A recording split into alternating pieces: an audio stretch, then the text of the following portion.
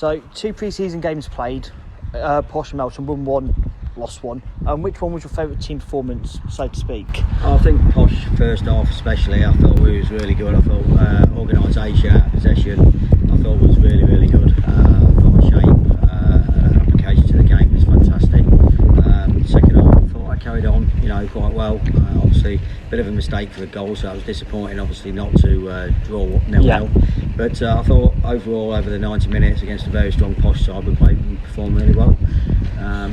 Looking at the Melton game, first half again, I thought we was excellent. I thought we found the pockets on the pitch really well, created lots of problems, moved the ball very quickly. Our rotation was really good, and I was pleased with that. Second half, not so pleased. We obviously put more of an attacking side on, didn't score. So credit to Melton. Obviously, they didn't want to lose the second half. They didn't want to get embarrassed with the scoreline being 5-0 at half time, and they made it more compact and made it hard to break them down. But we should have squared the ball twice and won the game 2-0 second half. We didn't do that. We were selfish and greedy, and I let the players know that after the game. It's a team game, and we need to make sure we kill teams off. Okay, so against Posh, it must have felt weird playing such a big pre-season game in a stadium with no fans. Yeah, especially after the season before, with 1,800 fans here. It was a fantastic atmosphere. It was a lovely day. It was a lovely day in the game where we couldn't have the fans, and I was a bit gutted for our fans really, because they really enjoy them kind of games, and obviously the town comes out in numbers, and the Peterborough fans come, and they often come when Peterborough's not playing at home. So it was disappointing not playing in front of a big crowd, but it's like I said in the paper this week, people have lost their lives and families have lost loved ones, so we have to just take what we can get at the moment and enjoy what we do and try and play with a smile. Nice. So Barry Fry mentioned that you were the better team, the much better team in the first half. How, as a manager, do you feel about them comments from Barry Fry? Oh, it's a fantastic compliment. Barry's obviously been in the game a long time, and I've known Barry a long time myself, and he'll say how it is, and he don't beat his words. He says what he says, and he says how it is, and obviously he was impressed with us, and so he should be really. We played really well, and we'd only had 4 training sessions before that. He thought we'd been back 6 weeks, so it shows a standard level of fitness. It shows that we'd organised the team on the Thursday before the Saturday game.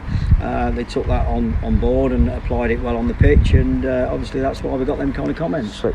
So you're supposed to be playing Corby this Saturday coming up, but with them cancelling their visit to the Zico Stadium, has that in any particular way holstered your plans for this week's game? Yeah, we've got a game. We have filled a game in, so we are going to play Saturday. It's not the standard I wanted to play. I wanted to play somebody at our level. Obviously, we're dropping down a level, so that's quite frustrating, really, because Corby would have been a real test for us. My old club as well. It's always nice to play your old club, and with them having the new manager, Gary Mills in, experienced manager, it'd have been good to pit my wits against him. Great manager, great bloke as well. So, disappointed to miss out on that, but. Again, you just expect anything with this coronavirus, I'm afraid. Teams are obviously struggling to get sides out there. With lockdown, obviously players might be, in lockdown. You just don't really know the reason. So we just push it to the side. We get another team in, we play, we get minutes into the players. And the next 2 games, we've obviously got one against Step 5 and one against Step 6 on Tuesday, however United. So it's all about getting minutes into players in them 2 games, and then we're looking to narrow the squad. Sweet. So obviously the club have now got this VO system for match highlights. Are you looking at any way possible to use that to your advantage when it comes to training sessions to maybe iron out some mistakes throughout the entire season? Yeah, definitely. That's the reason we brought it into the club. It gives us a good chance, gives me a chance on Sunday to sit down and watch the game again. It'll give me a chance to highlight the negatives, also the positives.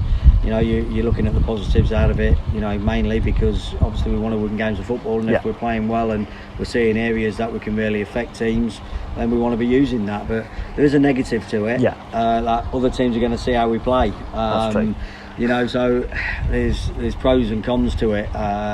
But at the end of the day, it's going to be more beneficial for us because we have to worry about ourselves and let teams watch us. Hopefully, if we're playing well, they'll fear us. So it can work in an advantage as well.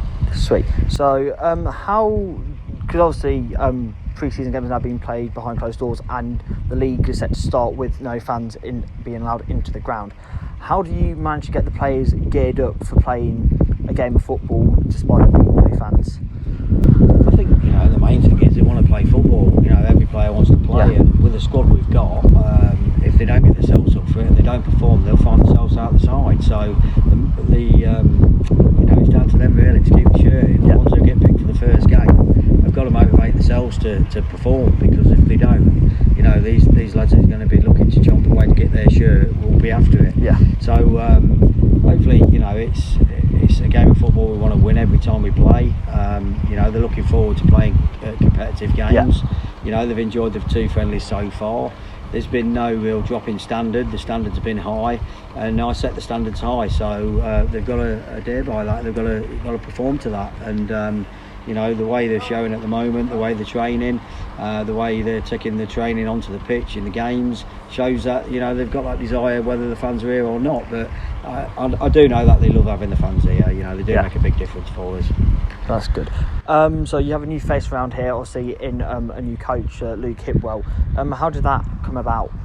Yeah, Luke was put to me, to be fair. I've known Luke as a player. He was a good footballer, Luke. He was unfortunate with a knee injury at a very young age. He was at Cambridge United as a player. And obviously he'd coached at Wisbech, which is step 4. He'd been at Yaxley last year, step 4. One of my old players actually rung me and said, we know you're looking for a coach. I've been working with Luke. His attention to detail is really good. He's your kind of bloke. He's keen, he's enthusiastic, he'll work hard for you. He'll be a big part of trying to find the next stage and the next step up.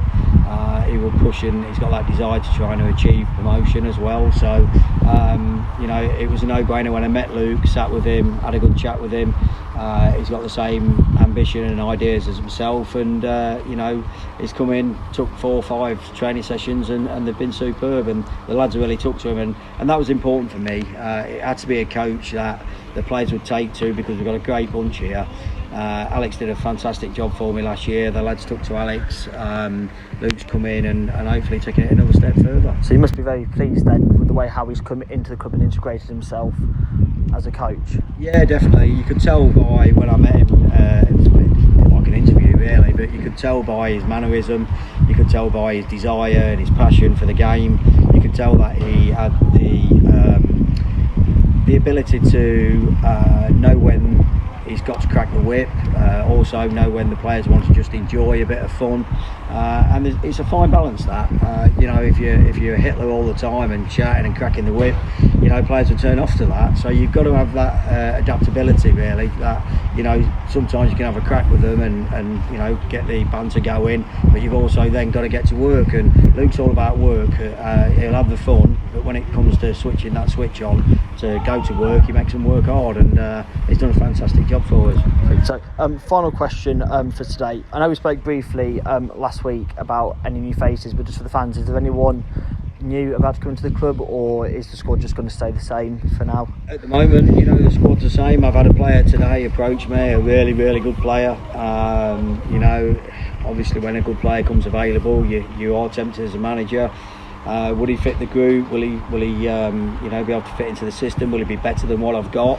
That's the choice, and I've got to make my mind up on that situation. But at the moment, the group's doing really, really well. If standards drop, then there will be faces coming, simple as that. But I don't expect this group to drop the standards, and if they don't, they're good enough to challenge in this level. And if they don't believe their own hype from last season, and they believe that they finished second and that wasn't good enough, and that we've got to go one better, and they keep with that desire, then there's no reason to bring anybody in. But that's down to the players. It's not down to the manager, it's down to the players. If the players perform and they keep the standards high, the manager don't need to bring anybody in. No. But as soon as the standards drop, I'm a manager that won't sit still. I think everybody in the football non-league know that. I can find a player, I will find a player, and I will get somebody in if need be. But at the end of the day, it's down to the players to keep the shirts, to keep performing, to keep training hard, to keep working hard, to keep pushing each other, because 11 players never win a league title. No. I've always believed that a strong bench wins league titles, and I'm always pushing the club to keep the strongest 16 I've got, and I'll be doing no different this year. And if the 16 push each other on and cheer each other on, and when they get on there, they do the jobs, and you know, they're patient about waiting for opportunities. And I don't see no reason why we'll need to bring anybody in. Sweet, awesome. Thank you for your time, Graham. All right, mate, fantastic. Thank Cheers, you. Will.